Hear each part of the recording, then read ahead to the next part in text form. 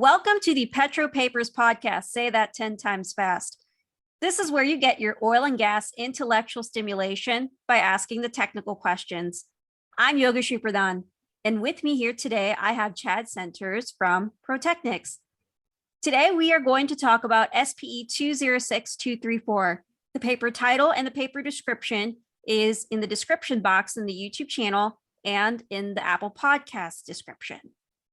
I'm going to introduce Chad for a little bit before we go ahead and start with the podcast. He is a region engineering advisor from ProTechnics. Before that, he served as a business development manager from NCS Energy Services. He also served as a sales engineer for Coil Tubing Services, which is a division of Schlumberger, and had a prolific career at Schlumberger for about a few years. Mr. Centers earned his MBA at the Missouri University of Science and Technology and his BS in Chemical Engineering at the University of Missouri-Rolla. Welcome to the podcast, Chad. Yes, thank you very much. Awesome. What a great introduction from LinkedIn. Awesome, right? As I mentioned, it was an impromptu bio, but you have a wealth of knowledge and a wealth of experience and I can't wait to pepper you with questions. So before we get started in asking you the specifics of the question, I want to reorient our viewers and listeners. Could you walk us through the paper of 206234?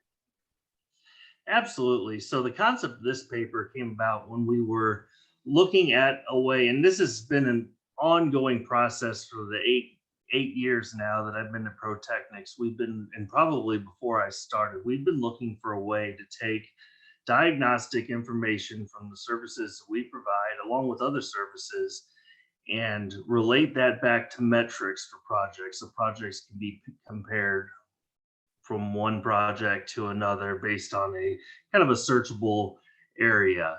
And the process is twofold. One, you got to have the metrics developed to where they make sense and can evolve over time, and they have been, and we continue to incorporate new metrics. And two, you need to have the database capabilities and kind of the engine behind everything to be able to make it work. So everything was kind of coming together to get this paper abstract put together around that same time for the ATCE.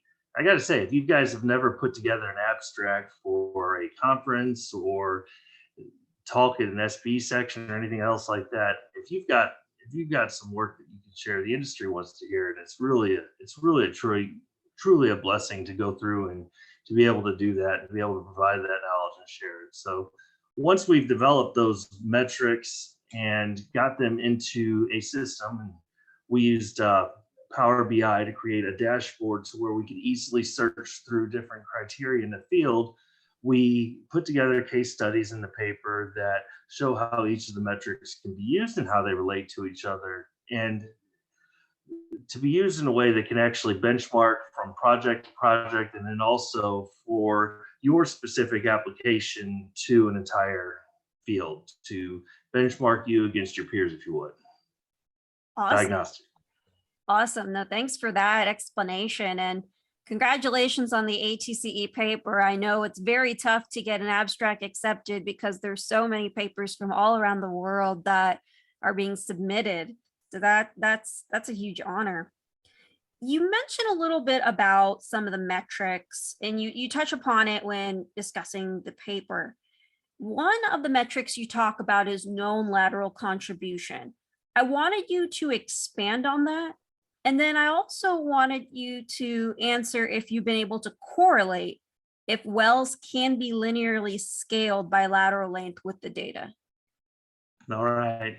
So here comes your sales pitch from the tracing company. No, I'm just joking. That's not what it's about here today. But just a little bit of background on the technology behind known lateral contribution. It's oil, gas, or water phase tracer that's injected at a certain stage in the lateral.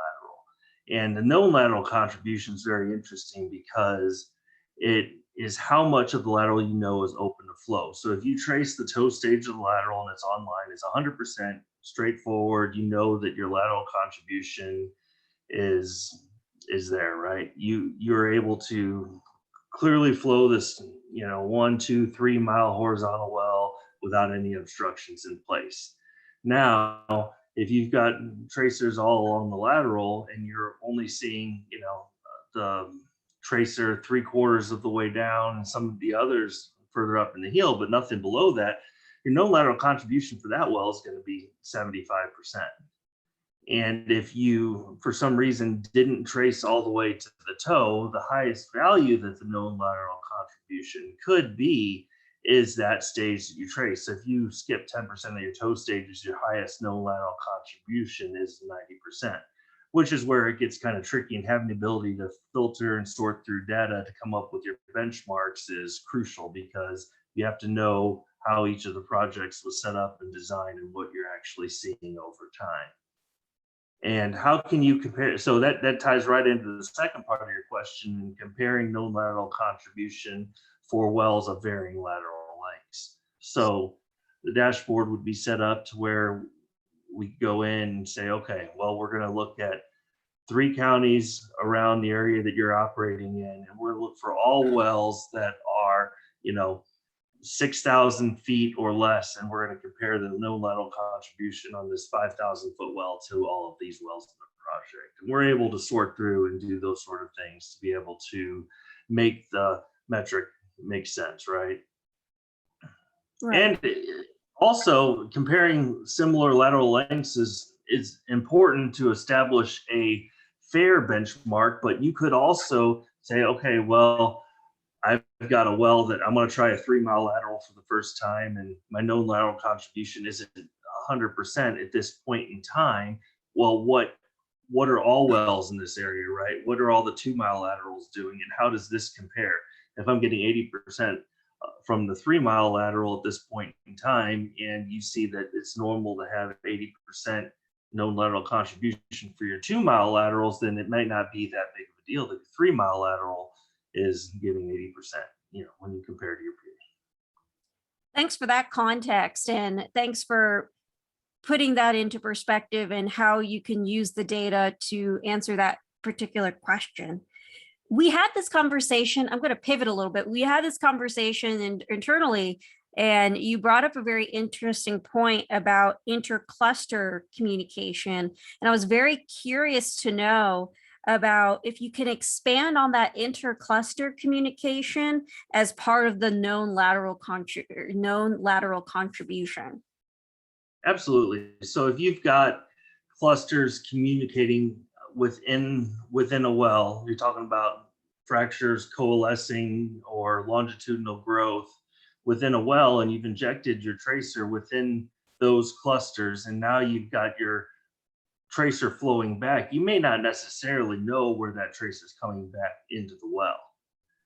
So that could give you a little bit of a margin of error on that lateral length flowing, but I would think it would be within a couple clusters, not stages of what you're looking at. And as far as having a stage open to flow that's, commingled with another stage, that stage could actually help that stage offload, or it could actually hurt it if you've gotten to some sort of a lower pressure zone, localized lower pressure thief zone within that well. Okay. No, thanks for that clarification. It's really helpful. I also want to pivot again to another metric that you talk about in the paper, and it's the heel to toe recovery. Could you expand on that? And have you seen drawdown profiles be an issue influencing heel to toe recovery? So this is one of our original metrics. It's been around probably longer than a lot of the other ones. So the heel to toe ratio simply takes the 20% of the recovery of that phase of tracer at a point in time of the heel stages. So you would take 20% of your heel stages and compare them to 20% of the toe stages. And what we've seen in most areas, an outlier would be a ratio of 2. If you've got 2 times the amount coming from that heel section and the toe, then that would be kind of in that higher range, right? And we're allowed now, the dashboard's allowed us to expand a little bit on that. We're able to get it into a little bit more detailed comparison. But if you look at, and just to kind of give a little bit of clarification to it, if you've got a 10 stage well, you would combine contribution from stages 9 and 10, and then divide it by the combined contributions from stages 1 to 2 is how that metric would be calculated. And I'm glad you brought up decline, because we've got or drawdown, because we've got another metric that's been around for a while that I'm not sure if it made it into the paper or not, called 14-day decline. And what the 14-day decline metric does is it looks at the total tracer recovery of all the tracers in parts per billion. So just add up all the parts per billion on day 1 from all tracers recovered in the well, and then you compare it on day 14, and you see how much of a decrease in contribution you have. And this is mainly for the frac fluid or the water tracer phase. And what that gives you is an indication of how hard you're drawing your well down. And you could compare your 14-day decline to your heel to toe ratio in order to have a quick snapshot of your relative drawdown to how much of a heel dominance you're really getting within that particular well. So it's really, really cool, really important to look at your drawdown. If we had detailed production information from each well, we would maybe be able to compare drawdowns from operator to operator, but unfortunately, the public data doesn't allow us to have the daily production information. We usually don't have enough detail for that. But within a specific company, within a specific project, we can compare project to project and see how that influences. And I could see it going either way, right? If you draw the well down harder, are you able to actually get some of those toe stages offloaded quicker? Or does the drawdown prior to fracture closure allow sand influx into the lateral, creating a potential bridge, which would knock down your heel to toe ratio and probably your known lateral contribution there as well, right? If you've got a bridge towards the toe section of the well, and all of a sudden you're not producing a certain percentage of your stages. Thanks for that. I'm really glad that you mentioned the 14-day decline. I don't remember that in the paper, but I'm glad you brought that 14-day decline metric on there as well in relation to the heel to toe ratio. And it really makes me think a lot about how much heel bias there is when it comes to drawdown profiles. And you give a lot to think about. There is one metric that is actually one of my favorites in the paper, and it's the communication intensity. And I wanted you to talk a little bit more about what that was and how have you bucketed different types of communication intensities, because you mentioned that there is no communication, minimal communication, moderate, and significant. And I'm wondering how you end up bucketing those. And there's actually so many questions I have in my mind, but let's start with the communication intensity and how you bucket them. All right, so communication intensity is one of the newest metrics that we have available, and I guess I could plug the HFTC paper at this point in time, because we've dedicated a whole paper at the HFTC to communication intensity and some further case studies. So we'll have that to look forward to, maybe even another podcast, who knows. But the communication intensity is a concept that we came up with to try to categorize communication on a project level. And I like the term that you use. How do we bucket that? How do we put that into different categories? And I will go into that, but first, little background on what the communication intensity is in the simplest terms, and how it can be bucketed and expanded upon. So the communication intensity is looking at tracer recovery from an offset well compared to what's coming back in the well that was traced. So kind of holding all things equal and assigning each of these communication events a significant, minimal, and moderate magnitude communication event. And it kind of varies which category that event falls into based on, which field you're operating in and what we've kind of seen established as a baseline. But in general, if you're seeing more than half of the tracer come back in offset well that was that you're recovering from the well that you fracked, it is a significant communication event right there. And what we do with the communication intensity is we came up with a little calculation, a little algorithm to take into account all of the communication events within the project and assign a weight based on what their significance was. So if you look at project level communication intensity at a certain point in time, you've got several communication events of varying magnitude. Each are assigned a weight, and it's divided by the total number of possible communication events that you have. And it's measured at certain points in time. So 30, 60, 90, and 90 plus day time intervals are typically what we use for those. But the communication intensity can also be at a well level. And this is kind of a twofold. So if you look at the project level, it's all communication incoming and outgoing for the project. You're able to capture all communication events for a specific project, which is typically a pad of wells, and come up with a number that's the communication intensity for that project that can be benchmarked against other projects that you have similar nearby, and perhaps searchable projects within that area.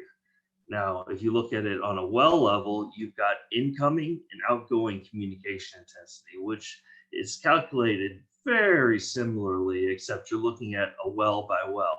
So if you have a well that was an offset well that wasn't traced, you look at the communication intensity incoming to that well, and you're able to compare well to well with a single number.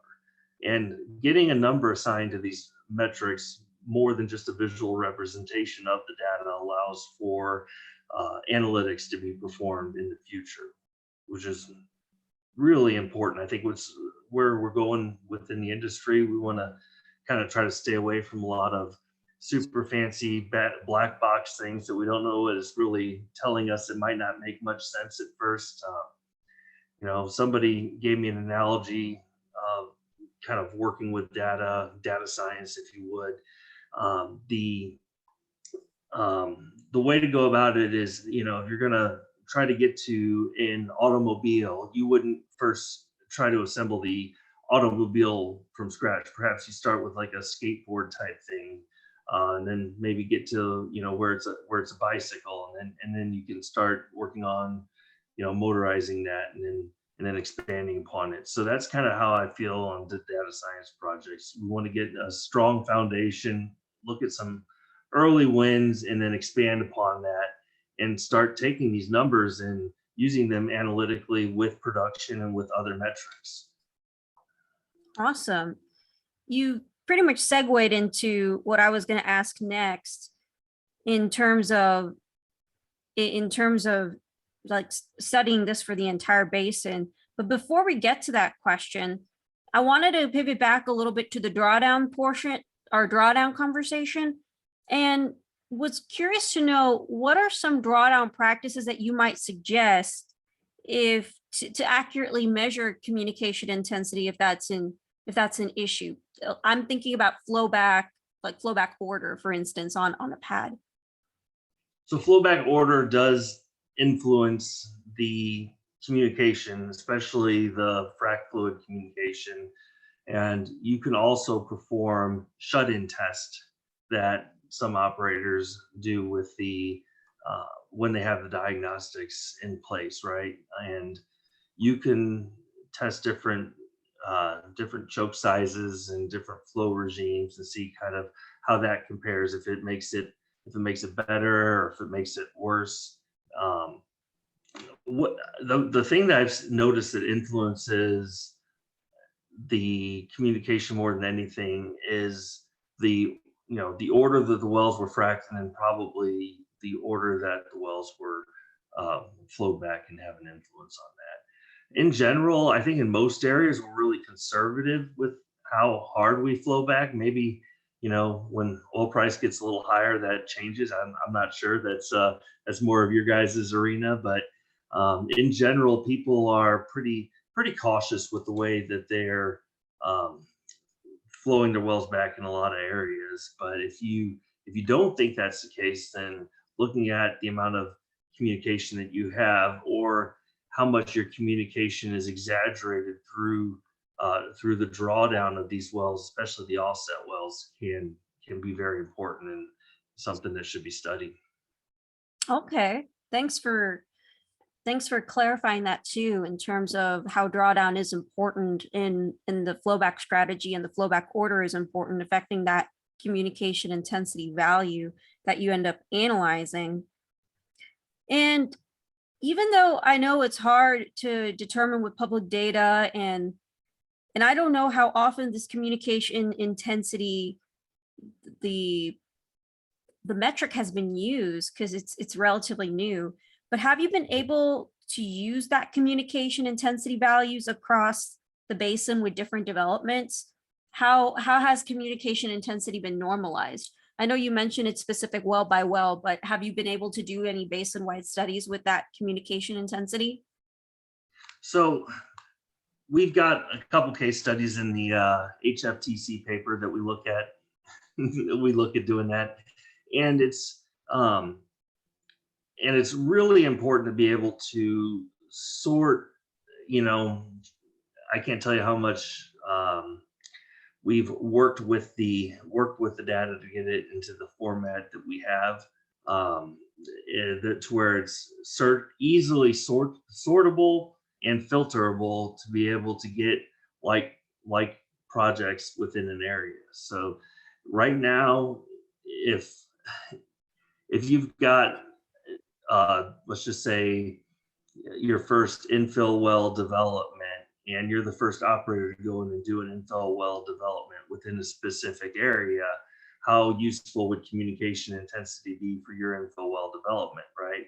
And you just have to look at the data that you have available, decide how useful that is. So in that case, if you were the first one to go in and drill an infill project, and the rest of the operators are saying, in this formation, the entire county have only drilled the parent wells and drilled them a certain way, of course your communication intensity is going to be different for a reason there, right? One of the things that this would allow you to do is to not say, okay, well, here's where I should be and here's where we're at. You would say, here's where the parent wells are, and now we're looking at the communication well, comparing the parents to an infill project, and how much has that influenced it. And we have used it that way a lot, in comparing different types of development and trying to get our heads around, because I mean, I think it's pretty well known that infill well development projects have a lot of communication potential versus if you go out there and drill all the wells at once without any depleted areas, right? Right. And then you add vertical wells in the mix, and everybody's just having a party. So we've got to look at what we're comparing, and that is the most important part. Just because we have the ability to go out and calculate this number for a specific area, we have to make sure that we're comparing apples to apples. And if we're not comparing apples to apples, what is that information telling us, right? Right. And I'm glad that you've mentioned that a lot of this is going to be described a little bit more in the HFTC paper, and chances are I'll probably invite you again for a podcast on that. But it's very promising to know, or it's very encouraging to know that some of this work that I'm already asking about is already been in the works, or has already been published. There is one more metric that I wanted to talk about, and it's the proppant placement and the proppant efficiency. And what studies between primary and infill wells have you done to get a better understanding of proppant transfer from infill to primary well? And then, do you have any advice on best practices from proppant loading with the work that you've done? Yes. So we've got proppant loading by itself. We haven't seen much testing of that independent of everything else with diagnostics. Some of the things we have seen with proppant loading are techniques, right? Because you're changing your loading every time you run diverter. and proppant type, as far as, and the question always comes down to how much and when for 100 mesh. And then also, regional versus round sand, or whatever you want to call your standard sand. So it's kind of a combination of things, and I feel like there's been a priority on the the diverters, the type of sand, and then what types of loading practices you do with your diverters. Wouldn't be a talk with Chad Centers unless I mentioned the ghost stages here. So when we were doing a lot of studies with diverters, we noticed that you were going through and changing your loading scheme in addition to running diverters, right? So you don't just drop your diverter. If you're on 3-pound sand and you go and drop your diverter, you don't just start back up with 3-pound sand, right? You start a new sand ramp that's going to be very similar to your previous sand ramp. So you've changed the loading scheme, and you've also added some rate cycles in there as well. So what type of effect do you have when you run diverter independent of the diverter material? So I always recommend a go stage where it's an experimental control. You do a couple of them in a well where you go through all the motions, just like you're pumping your diverter, whether it's far field or near wellbore diverter, and you test it the same way, and you see what the effects are of that process of changing your loading and cycling your rate independent of that material. And you'd be surprised, most of the time there is some significant changes in the treatment profile and the profit efficiency from one segment of the treatment to another whenever you go through those motions. So proppant loading is a very, very interesting topic. I wish we were involved more with operators doing that and looking at that communication, looking at it in terms of oil, water, or gas communication in relation to how that proppant's loading. Now, when you proppant trace with the spectral gamma ray and you're looking for communication of that proppant to the offset wells, it's kind of the rarest form of communication project that we've been involved in. And I believe we have a study in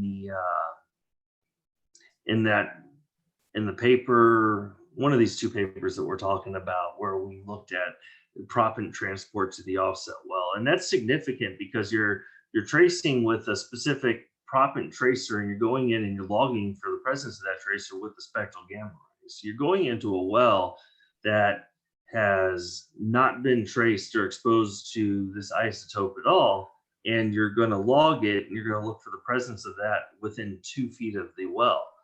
First couple of times that we've done this, it was kind of a risky, not really a risky move, but nobody wants to go in and pay to log a well that's going to have no information on it, no data at all, right? A blank. And that's what there was a good chance of seeing that sort of thing. So when we look at proppant communication to offset wells, we can actually see where it's showing up, and it does show up a significant amount of the time. It's communication intensity relates to it in a way that whenever you are seeing significant, and I would say above normal communication from your water, your oil, or your gas phases, it would maybe be a good time to go ahead and look at proppant tracer as well to see if you're actually able to transport that, that 4070 proppant trace, 4070 size proppant tracer to the offset well and get it within 2 feet of that radius of investigation for the offset well. Awesome. It is interesting when you mention about those ghost stages that, yeah, it is very important to have those controls. And I would also think that making sure those stages are in a geologically similar area as other stages is really important, because geology can influence your results. So I've peppered you with so many questions, but there's one that I'm not going to leave you away with, and it is, what are some applications of the new workflows expressed in the paper, the one that was published, not the HFTC one that's coming up? but that we haven't seen before in the industry?